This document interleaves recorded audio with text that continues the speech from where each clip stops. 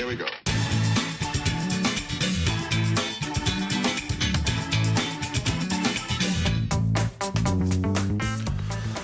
금요일 저녁은 아주 특별한 문화 이야기 나눠봅니다. 뉴스레터 K 금요일 코너 금시초문, 어디 가도 못 들을 문화 이야기 전해주실 김영대 음악평론가 나오셨습니다. 어서 오세요. 네, 안녕하세요. 자, 반가운 소식이 있습니다. 걸크러쉬 대표 걸그룹 21이 완전체로 컴백을 한다고요?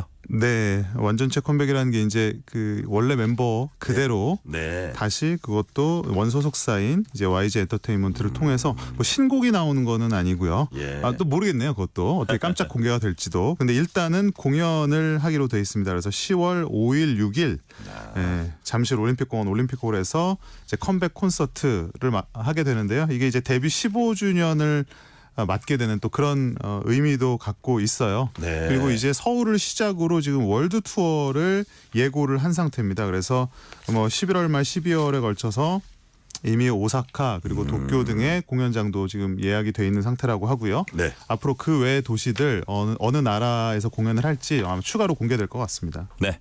지금 공식적으로는 활동을 안 하는 상태죠. 공식적으로는 이제 해체죠. 근데 이제 그룹의 해체라는 게 본인들의 의지로 우리가 뭐 그룹을 해산하겠다라는 것이 아니라 보통 K-팝 같은 경우는 원 그 소속사가 이름이라든지 그 그룹에 대한 권리를 갖고 있기 때문에 그 소속사인 YG에서 사실 공식 해체를 결정한다고 이제 발표를 한 거죠.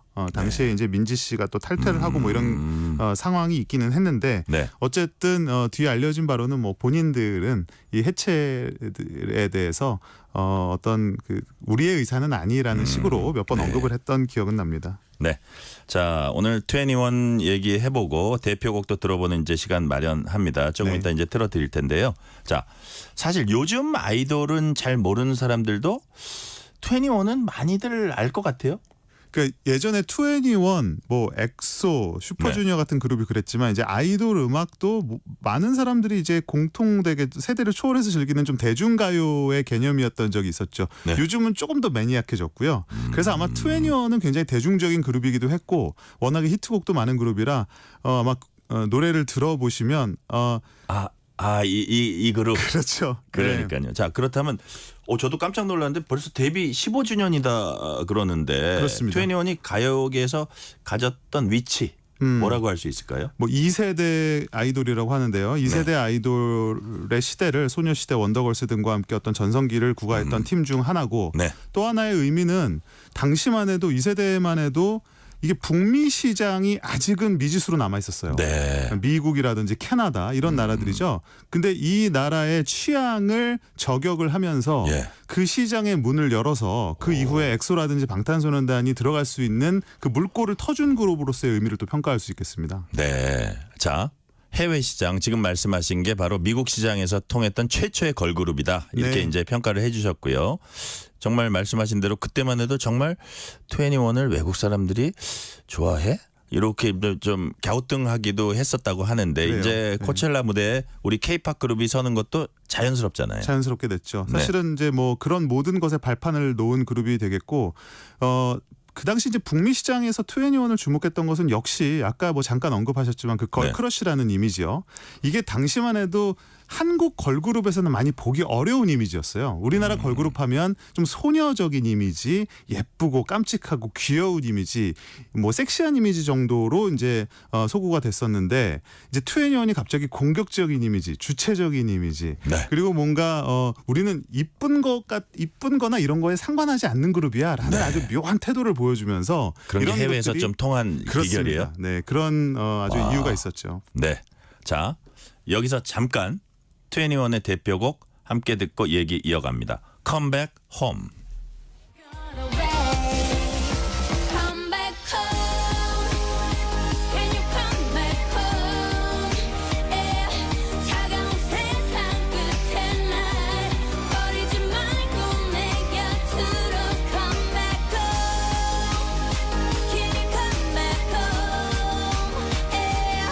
모든 아픔은 뒤로 해. 여전히 널 기다려 이렇게 해. Now you gotta do what you gotta do. Come back home.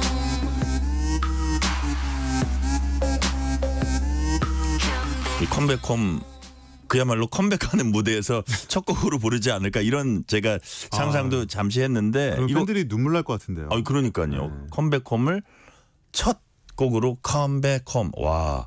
당시에도 인기 대단했죠. 대단했죠. 사실 컴백홈을 서태지와 아이들의 노래로 기억을 하면 X세대고 투애니원의 노래로 기억을 하면 이제 MZ세대라고도 볼 수 있겠는데요. 네. 당시에 음원 차트, 국내 음원 차트는 뭐 그 시체말로 올킬 했죠. 네. 그 외에도 뭐 인도네시아, 태국, 싱가포르 등등에서 모두 뭐 등 7개국에서 아이튠스 차트 1위를 점령했었고 당시에 이제 중요한 게 미국 그 앨범 차트예요. 빌보드 앨범 차트, 빌보드 200, 빌보드 200이라고 하죠. 여기에 네네.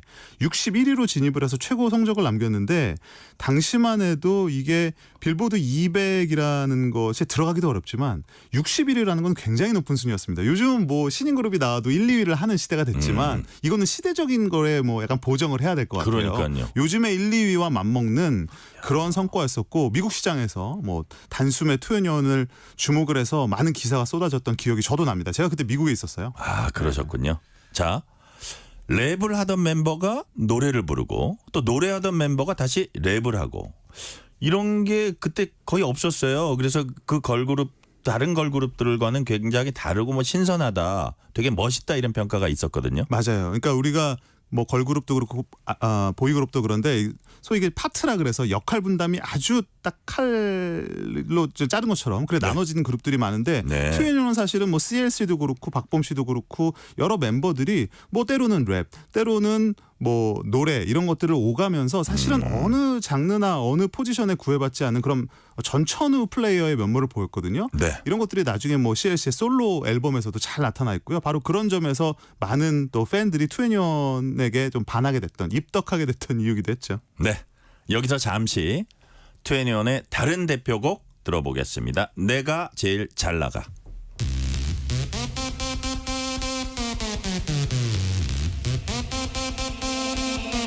내가 제일 잘 나가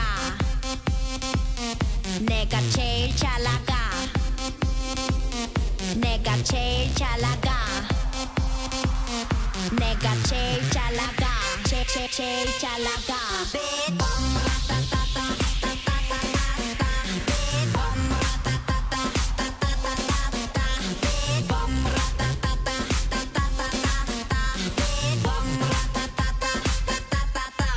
Oh my god 누가 봐도 내가 좀 내가 제일 잘 나가. 제목부터 상당히 도발적이고 그 악기 사운드도 되게 특이해요. 그렇습니다. 우리 김영대 평론가님이 이 곡 직접 골라주셨는데 이유가 있을까요? 뭐 역시 당시에 유행했던 사운드이기도 하지만 네.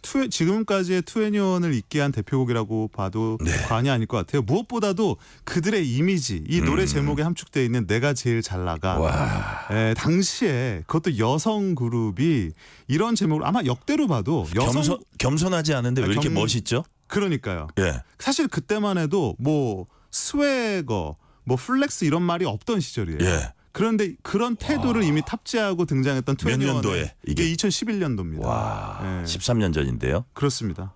그러니까 이제서야 사실은 그런 게 굉장히 대중화되고 유행하지 않습니까? 근데 예. 그거를 13년 전에 이미 그걸 보여줬었고 사실은 당시에 그런 태도 때문에 비판도 많았어요. 아, 그러니까요. 그랬을 것 같아요. 자기가 그렇게 최고라는 말을 겸손하지 않게 예. 노래에서 부를 수가 있는가? 그런 지금 같으면은 말이 안 되는 비판인데 네. 그 당시만 해도 그런 비판이 있었어요. 저는 내가 제일 잘 나가. 투애니원이 이러면 저는 대답을 하나 해주고 싶어요. 네. 맞아, 네가 제일 잘 나가. 와, 멋지네. 자, 그다음 질문 이어갑니다. 그런데 그동안 안에는 멤버들이 기획사 YG를 떠나서 각자 활동해 왔습니다. 팬들도 그렇지만 투애니원을 아시는 분들은 아마 매우 아쉬워하셨을 텐데 그래서 이번 컴백에 더 관심이 쏠립니다. 이렇게 반응 좀 보셨을 거예요. 어떻습니까? 네. 뭐 여러 가지 반응이 있는데 YG가 뭐 급했나 보다. YG가 아쉬우니까 투애니원이라는 카드를 쓰려나 보다. 뭐 이런 사실은 좀 반응도 있었고요. 구관이 명관이다. 뭐 그런 것도 있겠죠. 예, 예, 예. 그런 것도 있었고. 새로 발굴하는 것보다 어쨌든 안전하다 그런 건가요? 뭐 그런 것도 있고 요즘 이제 또 이런 예전에 그룹이나 아티스트들이 돌아오는 네. 레트로 아닌 레트로 현상들이 좀 있습니다. 네. 그래서 이런 것들을 상당히 또 영리한 책략이다 이렇게 보는 평가도 있고요. 또 한편으로는 그냥 마냥 반가운 것이 또 팬들의 마음이죠. 그래서 네. 사실은 이대로 그 너무 대단한 그룹의 마지막 치고는 너무 흐지부지하게 정말 마감이 됐었거든요. 네. 그런데 이제는 제대로 된 우리가 만약에 이게 피날레일지라도 제대로 된 피날레를 할 수 있겠다라는 그런 기대감이 또 있는 것이고요. 또 한편으로는 좀 경제적인 관점에서도 이게 YG가 당장의 어떤 뭐 경제적인 효과를 노리는 네. 그동안은 사실 이제 YG 하면은 SM, YG, JYP라고 해서 3대 기획사라고 불렀고 사실 하이브가 등장한 이후에는 이제 하이브가 압도적인 1위로 올라서면서 예. 4대 기획사 체제로 재편이 됐지만 또 일각에서는 지금 YG의 성과는 3대로 불리기에는 좀 모자라다. 또 이런 평가도 있었거든요. 네, 그래서 이제 여러 가지 관점에서 이제 볼 수 있는 좀 흥미로운 컴백인 것 같습니다. 자, 그렇다면 이번 21의 컴백이 뭐 아까 피날레 가능성도 얘기하셨는데 네. 반전 카드 될 수 있을까요? YG YG한테? 입장에서요. 예. 그러니까 이게 발표된 시점을 보시면 네. 일요일에서 월요일로 넘어가는 타이밍에 뉴스가 나왔어요. 그러니까 다분히 주가를 의식한 것이 아니냐는 평가가 있는데요. 네. 실제 여러 시각이 있군요. 실제로 전일 대비 뭐 큰 폭은 아니지만 올랐어요. 그래서 거래량도 최근 중에는 가장 활발했었고 네. 이게 이제 아무래도 YG 입장에서는 이제 블랙핑크도 사실은 지금 해체는 아닙니다만 내년에 컴백하는 거 아니에요? 컴백은 하지만 지금 상당히 좀 소강 상태에 있지 않습니까? 네네. 블랙핑크라는 큰 그룹의 명성에 비해서는 그리고 다른 보이 그룹들도 예상보다는 저조한 성적을 거두고 있기 때문에 2NE1이 당장 어떻게 보면 구세주처럼 등장하는 이제 카드로 해석되는 부분도 있죠. 사실 이제 21 해체 과정 생각하면 YG와 애증의 관계가 아닐까 이런 추측을 할 수 있는데 이렇게 신인 그룹을 발굴한다든지 거기에 힘을 쏟는 것보다 21 컴백 택한 게 아까 말씀하신 대로 좀 급했다. 이게 좀 어떻게 빨리 조직될 수 있다 그런 네, 건가요? 아마 힘을 받았을 거다 생각해요. 그러니까 네. 만약에 지금 YG가 신인 그룹들이나 후속 걸그룹에서 뭐 예상을 뛰어넘는 성적을 거뒀다면 네. 아마 2NE1의 컴백이 미뤄졌을 수도 있지 않을까 그런 생각도 물론 합니다. 하지만 물론 그냥 저의 개인적인 생각입니다만은 어쨌든 15주년에 맞춰서 네. 컴백은 이미 물밑으로 상당히 오랜 시간 동안 논의가 되지 그랬군요. 않았을까. 이게 이렇게 보는 게 더 합리적일 것 같아요. 블랙핑크 내년 컴백하게 되면 그 모습도 한번 전망을 해주세요. 뭐 블랙핑크는 사실 네. 이런 말씀이 좀 웃기긴 합니다만은 예상보다도 훨씬 더 긴 시간을 지금 정점을 찍고 있어요. 근데 사실은 이렇게 좀 소강 상태에 있는 것도 팬들 입장에서는 불만스러운 부분인데 뭐 당연히 컴백을 해서 신곡이 나오고 월드 투어가 지속이 된다면 블랙핑크가 지금까지 써온 어떤 레거시에 또 하나의 커다란 챕터가 추가가 될 거기 때문에 뭐 이거는 뭐 사실 믿고 기다려도 되는 컴백이라고 봐야 될 것 같습니다. 네. 블랙핑크든 21이든 팬들로서는 어쨌든 반가운 소식임에 그렇습니다. 틀림없고요. 소녀시대, 카라 그리고 21까지 2세대 걸그룹들 최근에 이렇게 완전체로 이제 네. 모이고 있잖아요. 이런 재결합 어떻게 평가하세요? 저는 굉장히 긍정적으로 평가하는데 그러세요? 그 가장 중요한 이유는 뭐냐면 K-팝이라는 산업이 그동안은 하나 좀 단점으로 꼽혔던 것이 수명이 짧다. 어차피 금방 또 흘러가는 유행이고 기획사 입장에서는 잠깐 쓰다 버리는 카드 이런 식으로 좀 굉장히 비인간적이고 매정하고 팬들도 쉽게 등을 돌린다.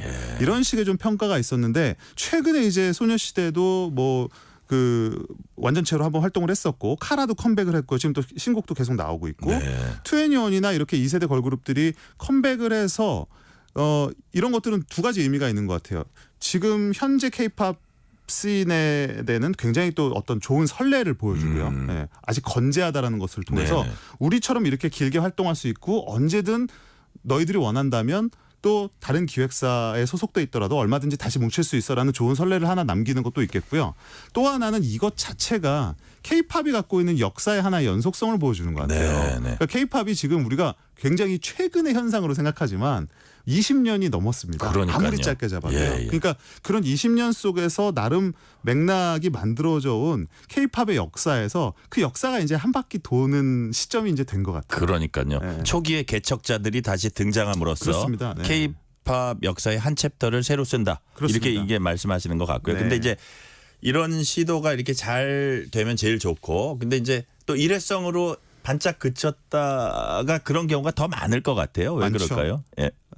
이제 기획의 문제죠. 네. 사실은 이제 아티스트 본인들의 의지는 굉장히 높지만 기획사 입장에서 예를 들면 투자한 돈을 제때 회수하지 못한다든지 네. 혹은 기대한 것만큼의 대중적인 성과가 따라오지 않을 때 이 아티스트와 이제 길게 끝까지 네. 가기보다는 중간에 이제 계약을 해지한다거나 그룹을 어느 순간 한순간에 공중분해 시켜버리는 네. 이런 뭐 무책임한 태도들이 있죠. 사실은 팬들도 이 부분에 대해서 지속적으로 비판을 해오고 있고요. 근데 그러니까요. 이게 조금 나아지는 어떤 기미가 보여서 뭐 앞으로는 좀 더 긍정적으로 평가를 하고 싶습니다. 네. 자, 신곡 발표와 또 그룹 활동 계속 이어가는 거 21 큰 기대를 한번 해보겠습니다. 오늘은 여기까지 말씀 듣겠습니다. 뉴스레터 K 금요일 코너 금시초문 김영대 음악평론가였습니다. 감사합니다. 고맙습니다.